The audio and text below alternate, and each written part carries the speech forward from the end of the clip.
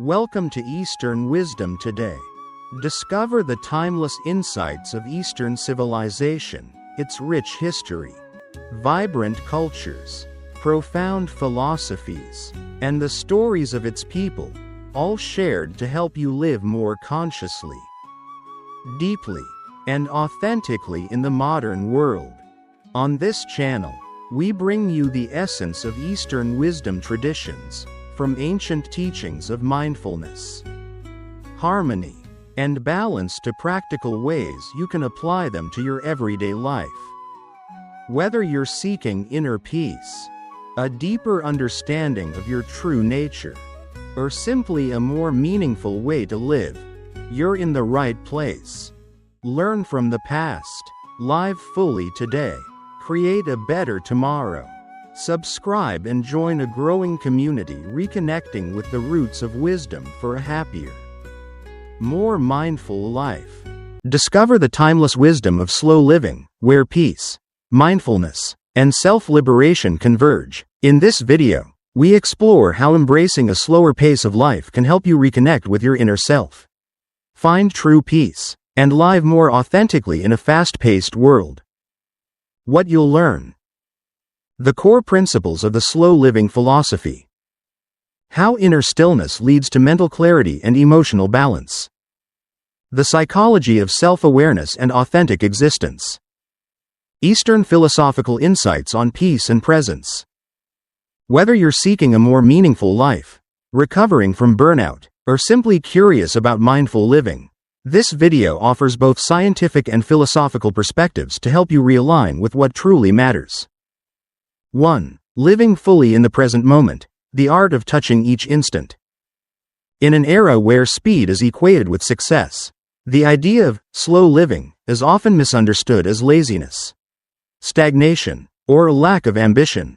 Yet, if we look closely, we'll see that it is precisely this relentless pace, this outward-directed living, that has alienated people from themselves, robbed them of their capacity to feel reality, and led to a growing sense of inner emptiness. Against this backdrop, the philosophy of fully inhabiting the present moment, central to Taoism, Zen Buddhism, and even modern psychology, emerges as a vital reminder to restore the balance between doing and being.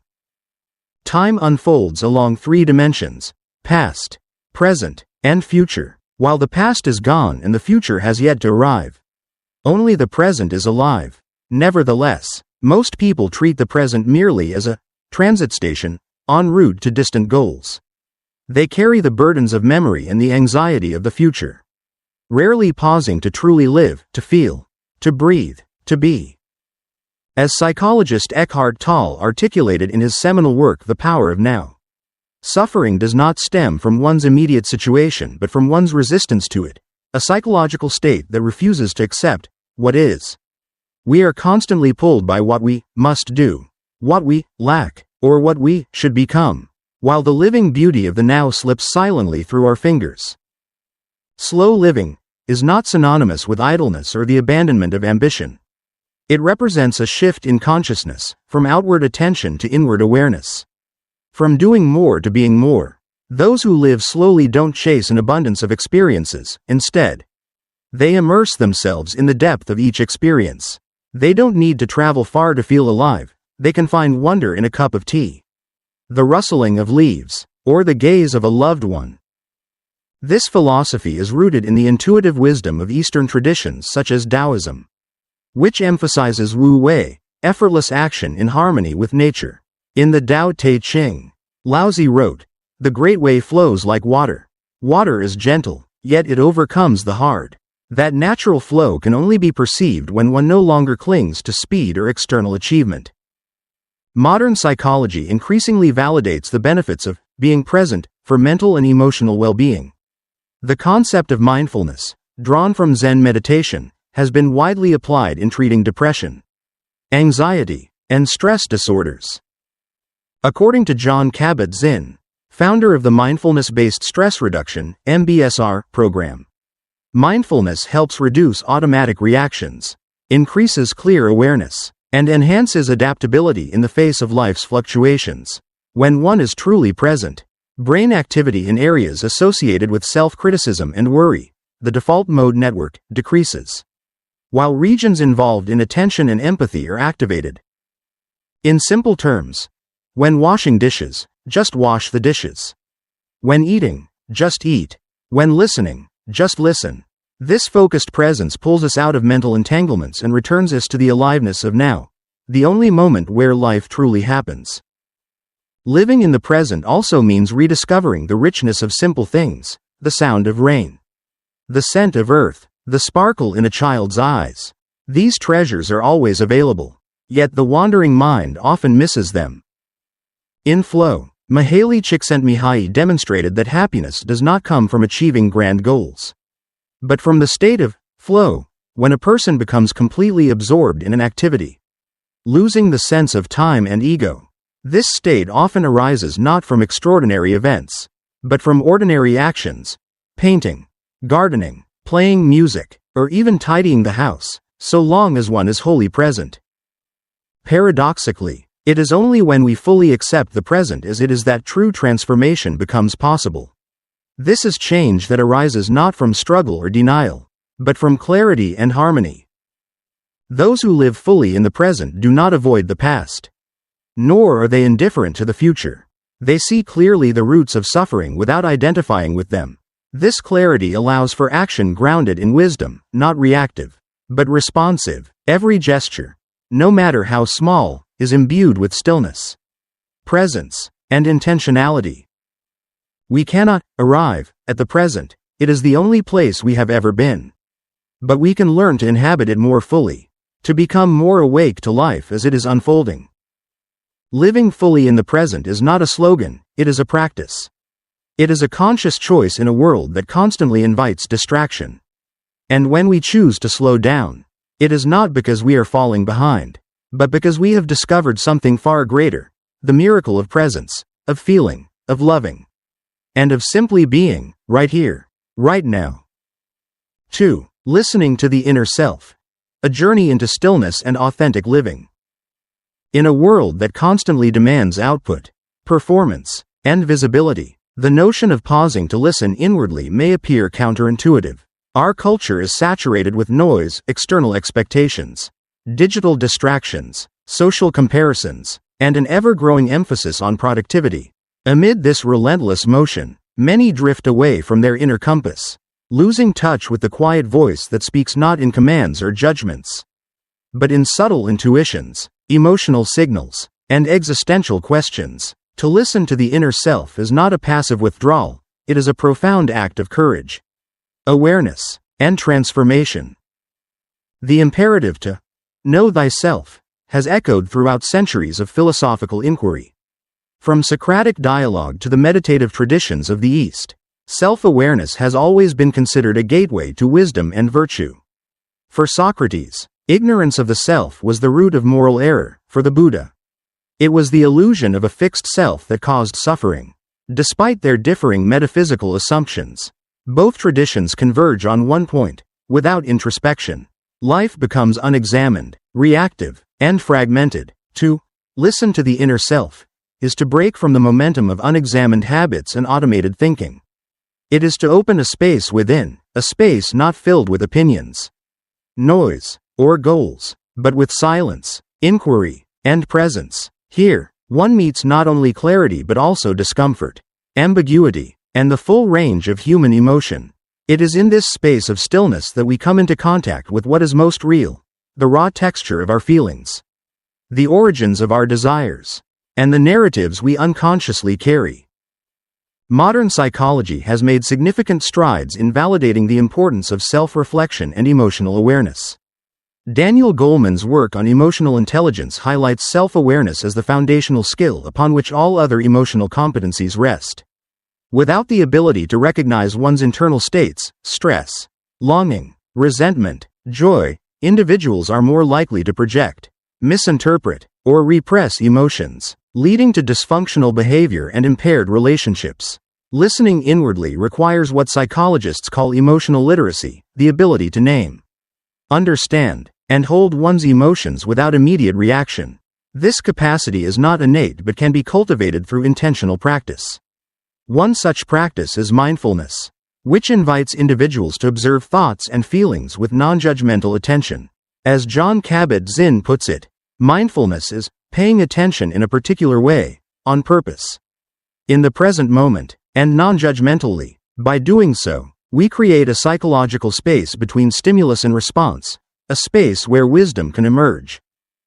Furthermore, the practice of self-compassion, as developed by psychologist Kristin Neff, complements emotional awareness by encouraging a gentle, accepting attitude toward one's imperfections and struggles. When we listen to ourselves, we inevitably encounter pain, regret, or fear. Self-compassion allows us to hold these experiences not with harsh criticism, but with tenderness, recognizing that to be human is to be imperfect and vulnerable.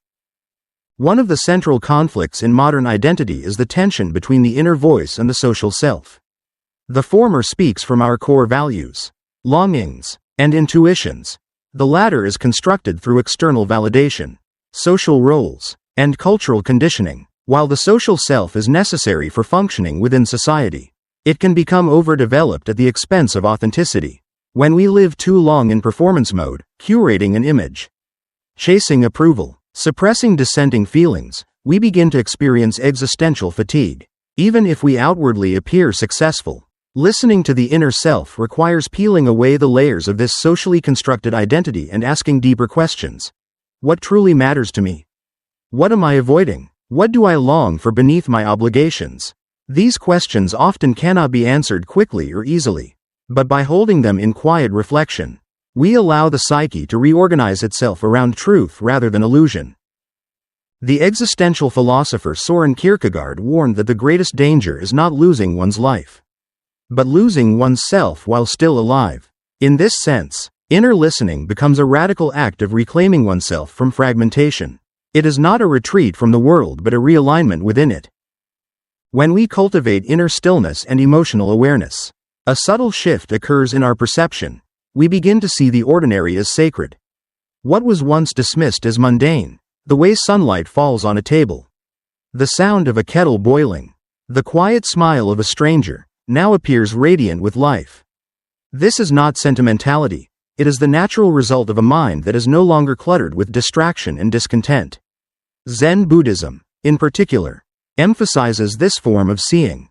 When walking, just walk. When eating, just eat. This instruction, seemingly simple, points to a profound depth of presence. The goal is not to escape reality but to penetrate it fully, with undivided attention. In this way, the ordinary becomes extraordinary, not because it changes, but because we do. Modern positive psychology echoes this insight. Studies on gratitude and savoring show that individuals who take time to notice and appreciate small daily experiences report higher levels of well-being and life satisfaction. Thus, the path to meaning does not necessarily lie in dramatic achievement or enlightenment, but in the gentle art of being fully alive to what already is.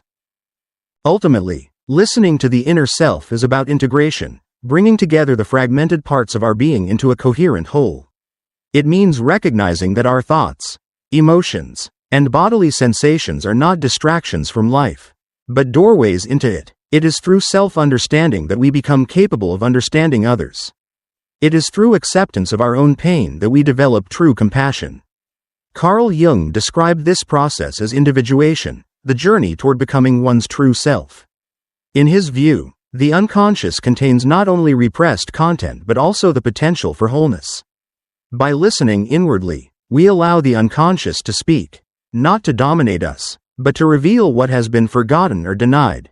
This is not narcissism, it is the precondition for genuine connection, creativity, and ethical action in the world. To pause, to listen, to feel without fleeing, these are quiet acts that, in their simplicity, hold transformative power. In a world that often equates worth with noise and speed, the practice of inner listening becomes a countercultural declaration that our deepest wisdom arises not from external achievement but from interior alignment. The journey inward is not always comfortable. It asks for patience, humility, and a willingness to face what we have long avoided. But it also opens us to a life of greater depth, intimacy, and meaning. We begin to inhabit our lives not as spectators, but as full participants, awake to our emotions, connected to our values, and attuned to the silent beauty woven into the fabric of everyday existence. In listening to ourselves, we rediscover what it means to truly live. 3. Enjoying simple joys. The wealth of inner life. In a world increasingly defined by accumulation of possessions, experiences, achievements, and digital validation, the ability to enjoy the simple joys of life has become a rare art. We are often told that happiness lies just beyond the next promotion, purchase, or milestone, and so we pursue more speed, more novelty, more status, only to find ourselves anxious, fragmented, and unfulfilled. Yet paradoxically, those who are truly at peace with themselves, who radiate a quiet richness of being, often live not in excess but in simplicity.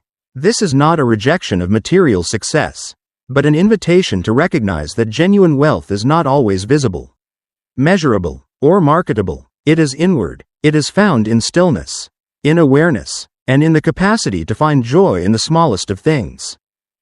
The philosophical roots of this idea run deep.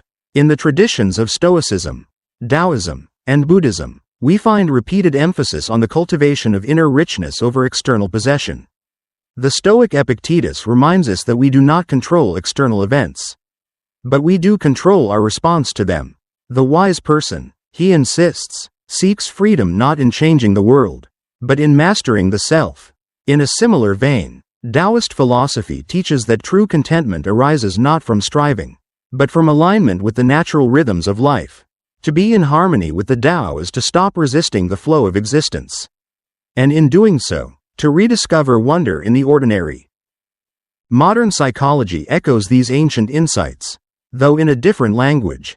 Positive psychology, the scientific study of well-being, has found that happiness is less about what we have and more about how we perceive, interpret, and relate to what is already present.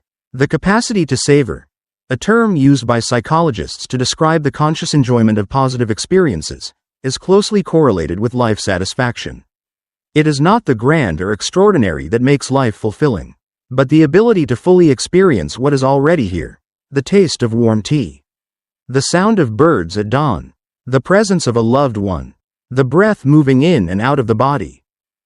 This form of joy is neither dependent on wealth nor denied to those in modest circumstances. It is democratic in nature, available to all who are willing to slow down, to pay attention, and to let go of the insatiable hunger for more. This is why so many spiritual traditions speak of contentment as a form of abundance. When one is content, the world appears full. When one is driven by craving, nothing is ever enough. Yet simplicity is not simplistic. It is, in fact, a complex psychological state that requires discipline, clarity, and depth of character. To enjoy simple things, one must be inwardly free from comparison, from restlessness, from the need to constantly prove oneself. This freedom is not easily won in a culture that equates self-worth with productivity and social media engagement. The cultivation of inner richness, then, becomes a kind of quiet rebellion, a refusal to measure life only by external metrics. Psychologist Mihaly Csikszentmihalyi, in his research on the concept of flow, notes that deep satisfaction often arises not from passive pleasure, but from active engagement in meaningful activities. Whether tending a garden, writing in a journal, or preparing a humble meal with care, such acts place us in a state of presence where self-consciousness recedes and fulfillment arises naturally. The value lies not in the activity itself, but in the quality of attention we bring to it. In this sense, even the most ordinary moments can become extraordinary when lived with mindfulness. This is not to deny the reality of suffering or hardship. Life, as both philosophers and psychologists agree, contains inevitable pain, but it is precisely the ability to touch joy in small things that gives us resilience. Viktor Frankl, the existential psychiatrist who survived the Holocaust, wrote that even in the most harrowing conditions, moments of beauty, a sunset glimpsed through barbed wire, a piece of bread shared between prisoners, could sustain the spirit. Joy, then, is not a denial of suffering but a subtle defiance of it. It affirms that the human spirit is not entirely crushed by circumstances. It can still open, still respond with gratitude, even in adversity. At the core of this capacity lies a deep connection to the inner self. When we are alienated from ourselves, constantly distracted, self-critical, or emotionally numb, it becomes difficult to recognize or receive simple joy. Reconnecting with the inner life requires solitude, reflection, and emotional awareness. It may feel unfamiliar at first, especially for those conditioned to seek stimulation at every moment. But with practice, the inner world begins to reveal its quiet richness, memories, feelings, insights, and an underlying sense of aliveness that does not depend on external events. This inner wealth cannot be commodified, nor can it be quickly acquired. It grows slowly, like a tree taking root, nourished by silence, honesty, and self-understanding. It manifests in a sense of wholeness, a feeling that, even amid imperfection or incompleteness, life is enough. This is not complacency but acceptance. It is not stagnation but peace. In many ways, the pursuit of inner wealth challenges the very assumptions of modern consumer society. It suggests that our deepest needs are not for endless options or stimulation, but for depth, connection, and authenticity. It shifts our attention from, "What can I get?" to, "What can I experience more fully?" From, "How can I escape boredom?" to, "What is waiting to be appreciated right here?" This shift does not mean retreating from the world, but engaging with it more intimately, more humanely. To enjoy simple joys is to reclaim our birthright as conscious beings. It is to remember that joy is not something we must chase, it is something we can cultivate. It is not out there in the distant future, but right here in the details of the present moment. And in this, there is a profound form of wealth, a wealth that cannot be taken away. That does not diminish with age or failure. That grows stronger the more it is shared. In the end, perhaps the greatest abundance is not what fills our homes or resumes, but what fills our hearts. A quiet appreciation for being alive, a reverence for the everyday, and the ability to find contentment not in the extraordinary, but in the deeply human. That is the wealth of the inner life, a richness that begins not with addition, but with attention.